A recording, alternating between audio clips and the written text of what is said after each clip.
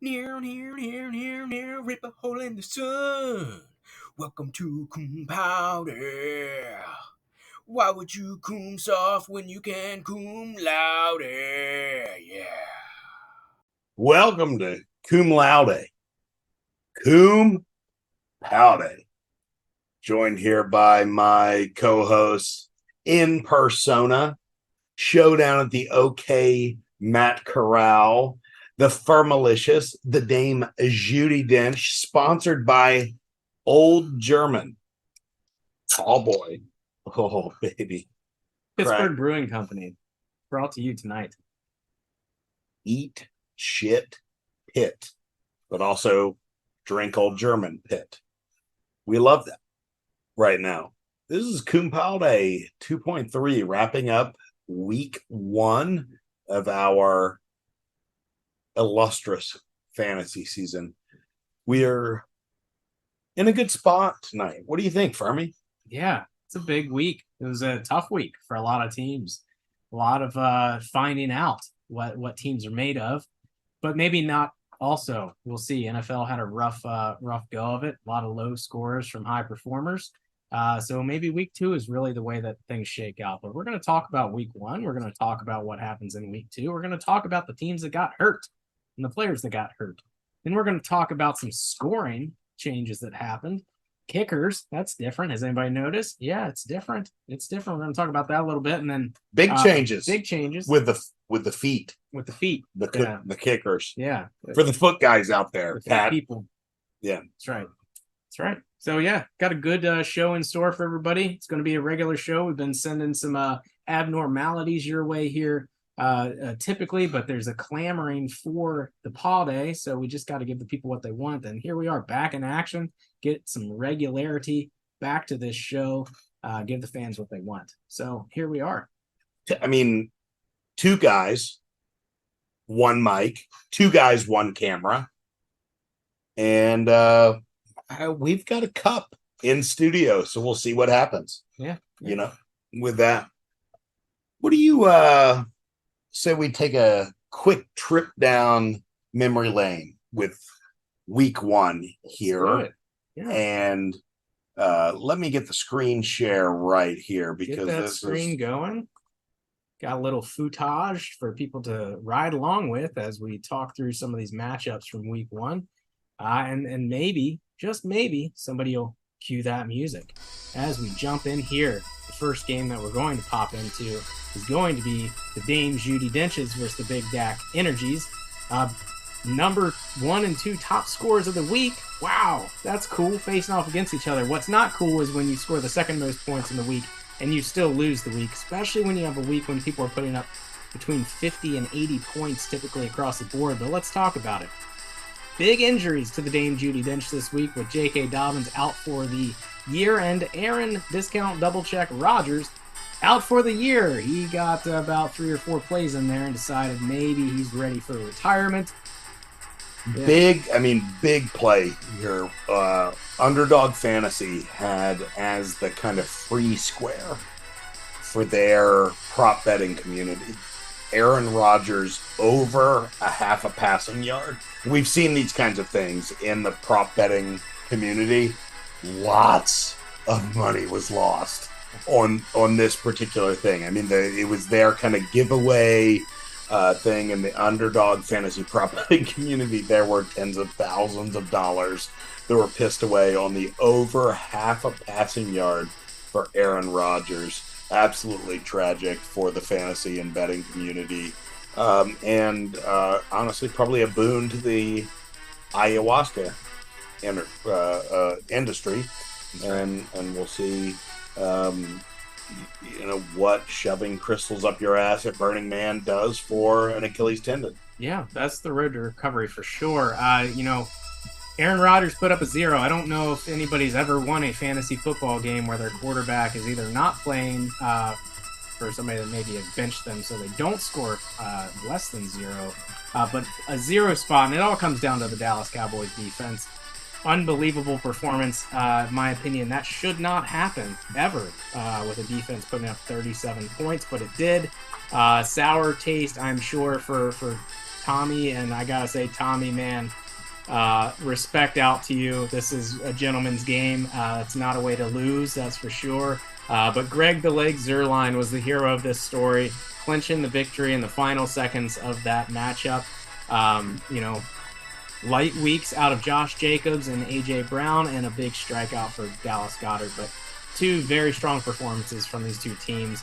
Said it, Arrivederci Keeler called the loss here for Judi Dench, so a little bit of a lose there. But Big Dak has got a bright future, that is for sure. And who knows about Judi Dench?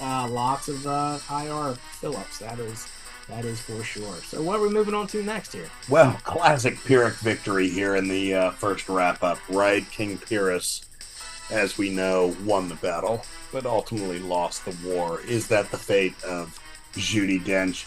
That remains to be seen. I think we should take a look here at two of my favorite team names, if not two of my favorite human beings, John Wilkes Tooth versus Hot July Pies. What do we got going on here last week? The Hot July Pies take this 80-77. It went down to the wire. A Bast to mouth field goal could have won it in overtime, but Josh Allen just couldn't do shit Monday night. And all they needed was about a 26-yarder to win that game, but July Pies hangs on.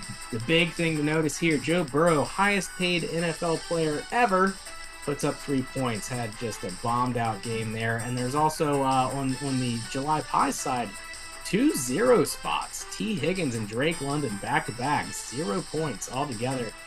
T. Higgins with 8 targets, and Drake with only 1 there, but still some low performances out of players you'd expect some action from. The Tooth got some help from Kieran Williams, throwing that in there, and eventually we'll get Jonathan Taylor Thomas back, and one thing we've said last year was this was a team that we didn't think would succeed, but always did succeed despite any kind of projections. But ultimately, Hot July Pies comes out with it. Yeah, impressive team, and like what they've got going on. Honestly, we know there's a little bit of a waning of the moons here for the Lincoln assassin via dental means, but excited to see both maybe the falling and then the new coming as they are 7 years ago. What do you say we take a look at Beth's Healthy Twins that is up against La Porta Potties? Yeah, another loss by Arrivederci Keeler here. There were Keeler went 5-2 this week, so this is just the second loss on here. Pretty good predictions, but Beth's Healthy Twins comes out with the victory of 2 incredibly low-scoring performances here. The Potties had 2 players in negatives today with McLaughlin and some other jabroni. I believe it was Graham Gano for the New York Giants, who could not score a single point. So very terrible scoring from both teams. But the Healthy Twins, boosted by Nick Folk. Great play there in Tennessee. What we know about Tennessee is their kickers like to kick. If anybody recalls some of the history there, Randy Bullock was a 5-field-goal a game kind of guy. Nick Folk is doing just that. So Beth's Healthy Twins comes out with the victory. Right. I mean, contributing to the folk history, if you would like to say. Yeah, thank you. Let's take a quick look here at the Minnescrotum versus the tight end guys. I mean, honestly, the dick measuring contest that we will continually wait for between a son-in-law and a father-in-law, if I'm not mistaken. That's right. The Scrotum was really slapped down on the tight ends this week with a 125-77. Scrotum showed that he is a top contender this year. Third top score of the week. Strong outings, but maybe a little bit skewed by Tyreek Hill with a 39 spot. Big old points. But there's room to make up with people like Skeet Moore only putting up 0.4. There's some depth on this roster that knows that you can put in a better team next week and look for that to score a little bit higher. The tight ends were weak. You really like for them to be a little bit tighter, but they were pretty loose, and they missed some expected performances from Christian Kirk and good old David Njoku. But overall, still a little bit light, So the Scrotums have just laid it down on the tight ends. Yeah, no, pretty impressive squad altogether. The Sky Moore situation is going to require a little bit of reevaluation, but Tyreek Hill dropping 39 every week honestly doesn't seem that far-fetched. I mean, it is the type of thing that, yeah, maybe 39's an outlier, but 30 points a week, he could average that this year, and I don't think any of us would be surprised. As they say in Angels in the Outfield, it could happen. All right, next game on the lineup is the Pubic Medusas and our host, Come Sail Away. We've got the returning champion going against the returning Toilet Dweller, and a solid distribution among the stars here with the champs, Medusas, just getting all the production out of everybody you would expect to with McCaffrey and Henry. Light for Jalen Hurts, but that was a weird game up there in New England. Did not have Travis Kelce this week and still put up over 100 points. Is that scary? Does that scare you? Me? No. I mean, looked right into the mouth of the beast and, was no more scared at the end than I was at the beginning. I fully pissed and shit my pants right at the beginning of the matchup. And strong. Well, they were still pissed and shit when it ended. That's so, right. Yep. That's right. Well, the Medusas could use a little bit more help in the flex spot. They had Rashad Penny and they had Deion Jackson. Didn't look to pan out anyways this week. So we'll see if they can reach deep into the bench here, trying to make some waiver wire pickups potentially to throw in there. But I think the key takeaway here is that the Cumsdale showed that they could score in the 50s, which was almost enough to win a game this week with El Capitan there with the Porta Potties at 53. But look at those Atlanta running backs. You might as well just put Bijan Mustardson and Tyler from Algiers in every single week, and you're going to score 40 points. There's nothing wrong with that. Look out, league. The Cumsdale is upon you. Big mistake on my part by not taking a tour through the art museum that is the offensive strategy of Arthur Smith. Artie Smith put together a 2 running back strategy. I faded one. Big mistake. It's not happening again. Watch out as we mow forward. What do you want to go to next? I'd like to see Give Me Flowers versus Team All Hail ESPN. A lot of effort has gone into naming this team. Definitely not liking the sleeper platform and just holding a grudge against, but let's take a look at it. This was, traded with each other between Brandon Cooks and DeAndre Hopkins, facing off, still going down against each other there. Hopkins gets the victory here between the two. Give Me Flowers does get the win, but I'd say maybe he's going to have to buy himself flowers because only 89 points from this squad. Somebody that Arrivederci Keelatard is very high on, believing that this team is going to go 11-0 before their first loss, but now I don't know. They might be vulnerable. Got the win. Lamar did not score the way they should, but showing some good bench depth despite the starting lineup of Roshan Johnson coming to play in Chicago and the namesake, Flowers, putting up good receptions and yardage there for the Ravens. Team ESPN continuing to age, reliant on Patrick Mahomes, still finding value out of the running backs that I did not expect here, but the wide receiver core here is just a little bit abysmal, and let's face it, Cooper Kupp, once again, on the IR all last year, starting here on the IR. That may be this team's downfall. They're probably going to have to start to shake things up. They might struggle this year to eclipse 100 points. And as we've said many times in this program, 100 points is a great barometer of whether you can get a win week in and week out.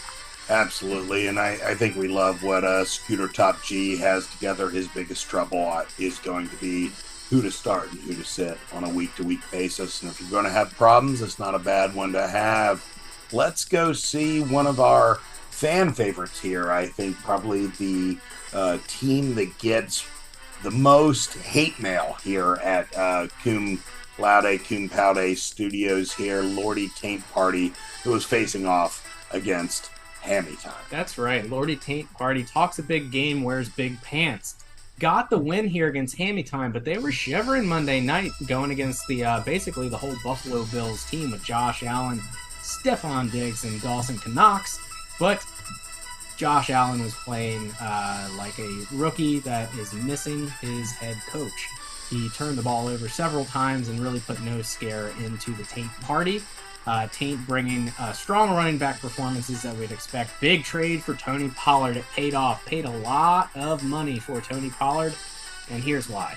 You pair that up with Austin Eckler, and you're getting 45 points out of it. That is a great start to your team. Look at the gaps that can improve with the stars like Devontae Adams with less than 10, and Van Jefferson for sure can improve on that kind of performance. But this team is strong. It looks like a really tough team. There's a lot of replacements there. Might have a tough decision there at quarterback. We'll see. He claims that he was high on Love and even considered starting Love this week. So we'll see if he has the scrotum to do it next week.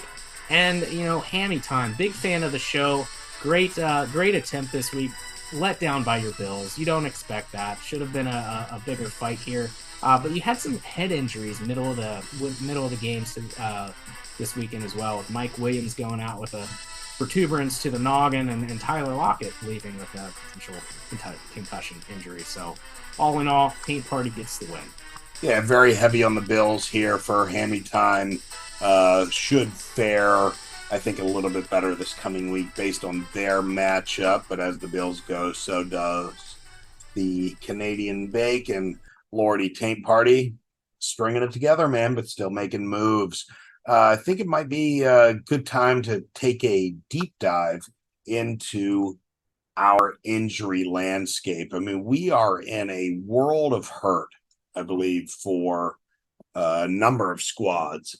The teams that are not playing their starters in the preseason, we're seeing these first 1, 2, 3, even 4 weeks kind of being a pseudo preseason week team for starters to warm up. All those injuries in the preseason that we used to really bemoan and say, hey, why are we playing these guys? They're getting hurt in the preseason. What we're finding is those are now happening in weeks 1 through 4, and we're seeing those at any point. What do you think about the overall take and the strategy of the playing guys in the preseason versus not, and how that may affect injuries? I think it's very clear that it's got an adverse effect, at least on fantasy football. Going into week 1, I had the largest bemoaner that I've ever had in my life, and now I've just gone big bemoaner, gone from midnight to 6 pretty quickly. So what we wanted to do here was just raise a glass for a couple of the teams that had some big losses, cue up some sad music right here. But Pubic Medusas, you didn't get Kelsey. You didn't get Deontay Johnson. We lost him. Might be out for 4 weeks. The Dames, J.K. Dobbins, gone for a year. Aaron Rodgers, gone for a year. Aaron Jones may be out for another week. Pat Freiermuth got his chest crushed in. And Evan Hall injured the knee and out for 4 weeks. The Lordy I say it was a breach of the hall. The breach of the hall. Yeah. The hall has been breached. I need to take a breath. Yeah, all right, yeah. Go ahead. The Taint Party. Austin Eckler. Injury report may be okay. Greg Dulcich has been dead on arrival. These scrotums, high on Kenny Gainswell, out this week.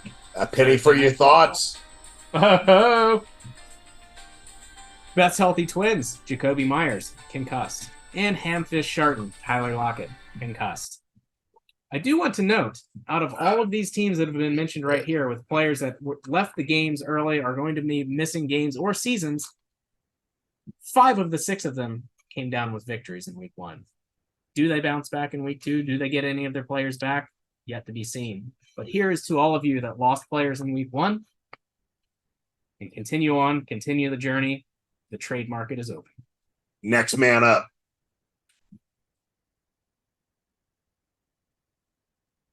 Boy. Let's take a look at week 2. Who's playing who? Who's going to win? We got Nick's picks coming up. We're going to put it up on the screen. We got the spreads coming along. And we're going to see who's going to be 2-0, 1-1, and 0-2. Let's take a quick look here. No, that's week 1 for me. You gotta bigify that screen a little bit, and we got to get the week 2. A little bit of technical difficulty having right here, but if we want to just raw dog this thing, ESPN of all hails are playing against the Cum Sales. And ESPN, as imagined, is favored here by 12 points against the Cum Sale. So we've got it pulled up now. I'll let the Cum Sale take this spot away because after all, it is Nick's picks. Yeah, good grief. Yeah, there was something from way down deep in the belly of the beast there, and I think, appreciated all of that. But now we've got the screen share up and rolling, and I appreciate my co-host for covering those brief technical difficulties here as we're pretty much crammed in here to a single desk, 10 pounds of shit in a 5-pound bag, and neither of us could be happier to be so. But let's take a look at ESPN versus y'all's truly, the Cum Sale. ESPN given 12. Time for Nick's picks again this year. We passed it on week 1 because you never know what you're getting.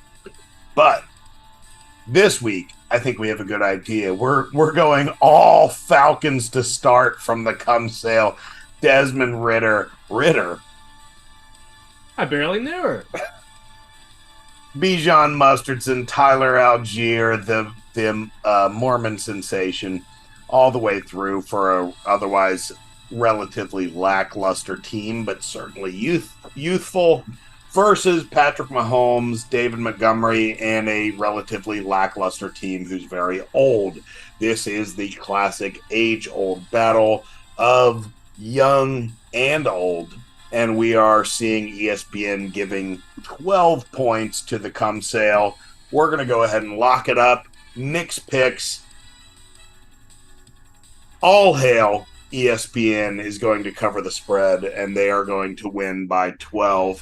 It's not going to be a massive cover, but I think they are able to get it done by at least a field goal. Let's take a look here at Dame Judi Dench versus the Laporta Potties. A slight of a anti-nomer with Laporta Potties, knowing that he's not a manager of Samuel Laporta. However, the Laporta Potties, Nick Capogna, is rostering a lineup of pretty good players, right? I mean, you've got massive levels of talent. If you were forming a real NFL team, this would look like an insanely talented roster. But do they come together on a week in, week out consistency basis to score the points necessary to win? And it doesn't seem like, based on week 1 or based on the recent history that we know of some of these players, they may be able to do it. We've got a number of spike week guys in which I would not be surprised if Capogna is able to put together 2, maybe even 3 winning weeks for this entire year. At the same time, on the other side, we've got a very steady Eddie approach here with guys who can regularly score at or above what their projected average is. We've got the Dame Judi giving 5, and Nick's picks lock it up. Dame Judi is going to cover. In fact, I would tease that all the way to 10 and take some plus money, get some juice, and tell Vegas, give it to me. Let's go to the assassin, John Wilkes-Tooth, against the tight end girls. That's Brian's squad from down in South Florida. Very grateful to dodge the most recent hurricane as it comes up the coast and heads towards Jeff Lordy's people. But, yeah, you know what I mean. They're not the Yankees, but still, fuck the Red Sox.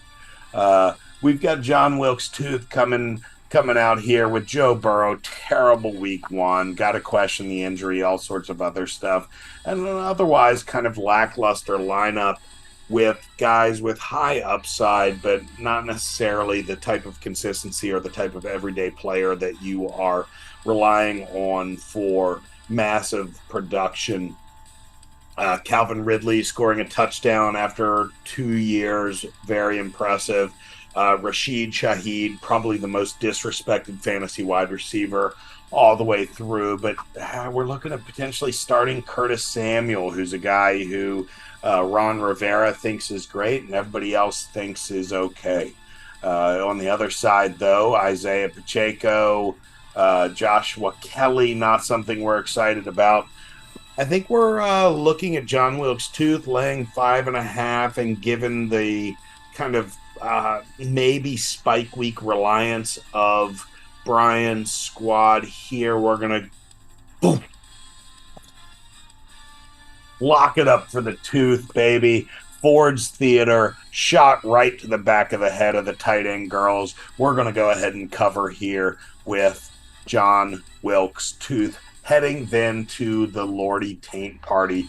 One of the, again, I don't want to say fan favorite, but certainly popular in the amount of mail we get here in studios. The postcards, some of it hate, or most of it hate mail. We see that coming through, but certainly somebody that piques a lot of interest. The Kardashian of our league, if there certainly were one, is going up against the LM, the Sons of Mini Scrody. The Scrotums are looking like dogs, looking like somebody that's going to be tough to beat, should be in the upper echelon of our league. Trevor Lawrence is the guy we've expected him to be since he was drafted out of 7th grade. Again, Justin Jefferson, Tyreek Hill, the fact that you get both of those guys on a single team is absolutely insane. And all the way through, you're not dealing with too much drop off. Even in fact, Najee Harris is a guy who should get you 10 points a week, even on a bad week, maybe with some spikes, but nothing below 7. On the other side, man, you've got some guys that can get some points, though. Chris Olave is a breakout player for this year, and Austin Eckler is looking good as well. We've got the Scroties giving 8, laying 8. It's a big line. Vegas is giving him a whole touchdown and more. And I tell you what, the Taint Party at home, they're tough to beat, Fermi. They're tough to beat. Boom, boom. Oh, lock it up. The Taint Party is going to cover. Here we go. And let's move it forward to the Hot July Pies versus the Champ. Not nearly as much to talk about other than the Hot July Pies looking like a team that might be able to be competitive this year. Some real young talent and looking like probably the next team up into the upper echelon. Is this year necessarily their year? I'm not so sure about that, but they should be very good for years to come. The combination of Jalen Hurts, Christian McCaffrey, Derrick Henry, and then moving forward, if Travis Kelce's able to play, we are looking at a very good Medusa squad. I see Tank Bigsby in the starting lineup. But bring the Tank!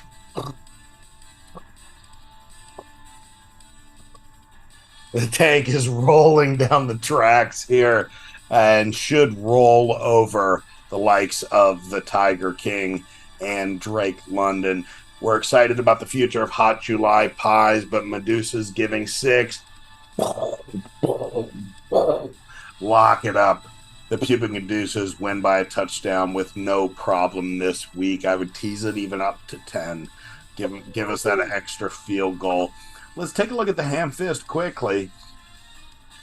We've done a lot of research on this game because this is a large spread, and one that 13 points is something that we don't necessarily like laying here against Beth's Healthy Twins. Josh Allen, rough week though last week. You got to assume there's a bounce back at home against Vegas. Would not be surprised if all of those interceptions turn into tutties and Josh Allen goes for 350 and 4. Team DeAndre Swift, you're good with, but Samaje Perine and down the list, not something you're super confident with. At the same time, you look on the other side. If Jalen Waddle does not have a huge game, Mark Andrews, then we're left with we'll call the mid off. Right? Just a battle of the mids. 13-point spread is way too much for Ham Fist to cover. I do think Ham Fist gets the win here, but lock it up. Best Healthy Twins covers the nearly touchdown, 2-touchdown spread. And moving forward to our last game of week 2, which is Gimme the Flowers versus Big Dak Energy. Game of the week. This is the one. The game that we've been looking forward to. Probably the most evenly matched game we've got right now, with Big Dak Energy laying 2. It's got to be on a huge performance of Tua Tagovailoa last week, looking like potential MVP candidate with a decent receiving core and running back core all the way through, quite a bit of depth, and even probably the best quarterback depth in the league with Tua, Dak, and AR-15 going up against a Lamar Jackson who, on the other side, was very unimpressive, underwhelming, though at the same time led his team to a massive victory and did everything that needed to be done. This week should be far more competitive, and I would expect bigger numbers from Lamar as a result. Weaker running back core, I would say, with James Conner, just because of the Cardinals' offense, but you make up some of that ground with the explosive ability of Saquon and a James Cook. This match comes down to the kickers. And so what we've got is Jay Myers and Jay Sanders, our battle of the Jays, and who's going to get it done, right? We've got Jay Myers kicking in a dome in Detroit, and Sanders trying to get it done on Sunday evening in New England. As a result of that, Jay Myers is our guy. He gets it done. The Seahawks had a rough week 1, and they score a lot of points this week, and we are going to lock it up, and we are going to bet the money line in favor of the Flowers. Lock it up. They're going to cover. Sprinkle a lot on the money line. What do you think about those, Fermi? Some bold picks, Cotton. I think you're going to go halvesies. We got 7 games, so let's say 4-3, which is a winning book in Vegas. I like it. We'll check back here next week to see how those picks go with Nick's picks. And we're going to move on. We're going to talk about some scoring changes this year and just some other controversial or pollable topics. Kickers scoring. Let's start with it. It changed this year. It was announced, so if you didn't know about it or if you haven't been watching, there is a change in our kicker scoring this year. They are awarded 0.1 points per yard of field goal kick, meaning a 27-yard field goal is no longer worth 3 points. It is worth 2.7 points. A 37-yard field goal is no longer worth 3 points. It is worth 3.7 points. If you look at the scores of this week, you will notice that it's been pretty average. Most kickers actually scored more than they would have last week, and that's a good thing. Value of kickers have gone up. We did vote to veto kickers as well as defenses, which we will talk about next, but in general, the kickers did score more. For the kickers that score a little bit less, for those weak-legged kickers or those weak offenses that get stopped inside the red zone and only muster out like a 25 to 27-yarder, you might have scored a little bit less, but it wasn't anything more than half a point. Hope it didn't cost you your game. Let's move on to defenses. Now, people like their defenses. We voted to say, do we keep team defenses? Do we lose team defenses? Everybody said, let's keep them. A lot of people say, that's fantasy football. That's how it goes. Well, I say this week, I was the benefactor of a fantastic defensive performance with 37 points from the Dallas Cowboys.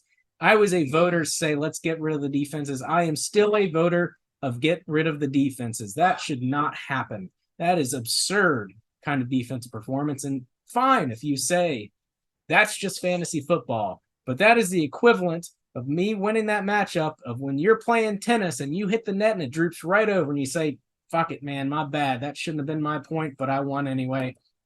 Respect. Defenses shouldn't score that many points. We got to get rid of defenses.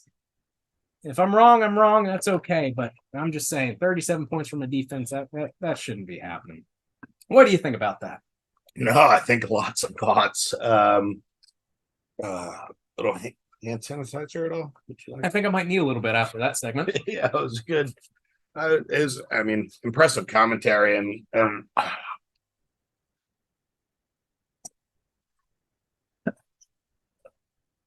so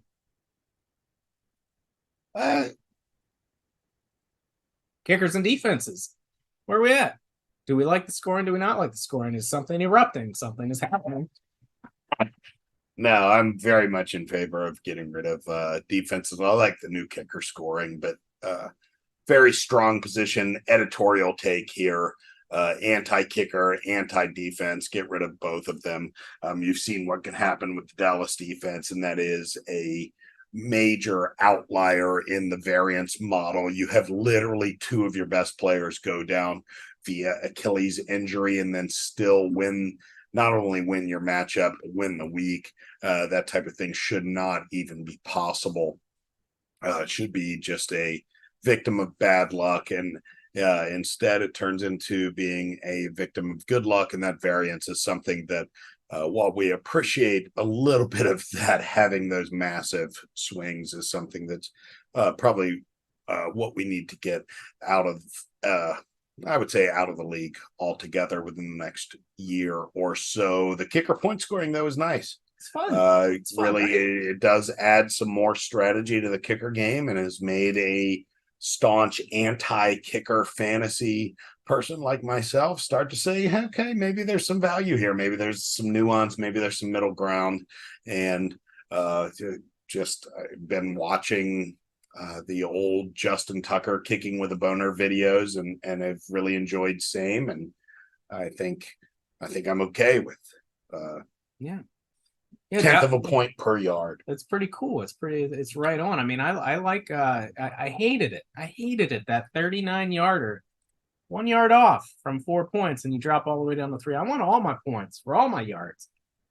It's more difficult kick. Give me the points. Dallas Cowboys defense may or may not be on the trade block looking for quarterbacks and running backs. I do believe there's some very active trades going on, and we've also got some very active waiver wire. And with that, I think it's probably about time to shut down the Paude for the night. What do you think, Fermi? Time to shut it down? Yeah, I think we can shut it down. My only thought here is Brian doesn't think that we have any free agents. What's the deal with that? I mean, he doesn't even put in a fab bid this week and talking about no free agents, and there's plenty of bids going out. Come on, Brian. What's the deal with that? Say goodnight, Fermi. Good night, Fermi. Thank you for listening to the official podcast of the Public Honors College Fantasy Football League. Cum quickly, cum often, and cum loud.